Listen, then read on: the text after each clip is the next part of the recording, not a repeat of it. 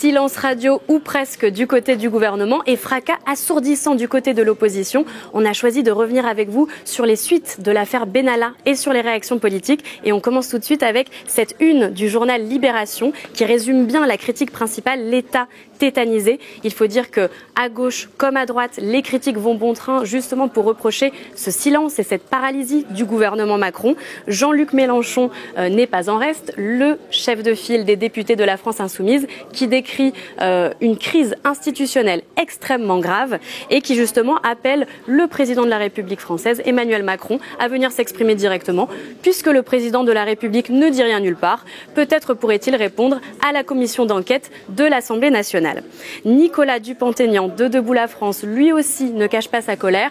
Il n'y a pas de démocratie sans confiance. Au plus haut sommet de l'État, le mensonge permanent a été érigé en système. Les Français ont cru élire Monsieur Propre. Ils se retrouvent avec Monsieur Magouille. À gauche, les critiques également vont bon train avec le premier secrétaire du Parti socialiste notamment qui justement lui critique la surcommunication qu'il y a eu après la Coupe du Monde. Le président est prodigieusement silencieux. Ce n'est pas comme s'il nous avait habitués à cette assaise. Il y a quelques jours, il était omniprésent pour associer son nom à la victoire magnifique des Bleus. Silence prodigieux depuis. Et Olivier Faure, justement, de surenchérir. Il a noté, tiens donc, le baromètre IFOP-JDD qui devait paraître aujourd'hui a disparu. Coïncidence pour Olivier Faure? Apparemment, non. Étienne Baldie, de son côté, journaliste à Libération, a lui souligné la contradiction dans la gestion de la communication par le gouvernement Macron dans les suites de l'affaire Benalla.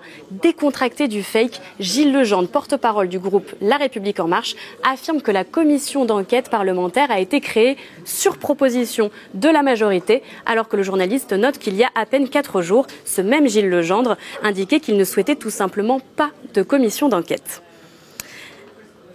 Et ce porte-parole justement de La République En Marche a préféré, plutôt que de réagir à l'affaire Benalla, souligner la bonne entente affichée entre Jean-Luc Mélenchon ici à droite et Christian Jacob à gauche, qui ont l'air de si bien s'entendre, dit-il, pour paralyser les institutions et nous empêcher de transformer la France.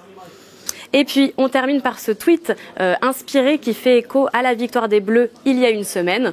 Grand événement demain, c'est-à-dire ce lundi, fan zone pour regarder en direct la démission de Gérard Collomb. La tweeteuse s'est ici amusée à remplacer l'image qui était en fait les Bleus au pied de la Tour Eiffel par Gérard Collomb. Et pour suivre les suites de l'affaire Benalla et de la commission d'enquête à l'Assemblée nationale, restez avec nous sur Euronews et sur euronews.com.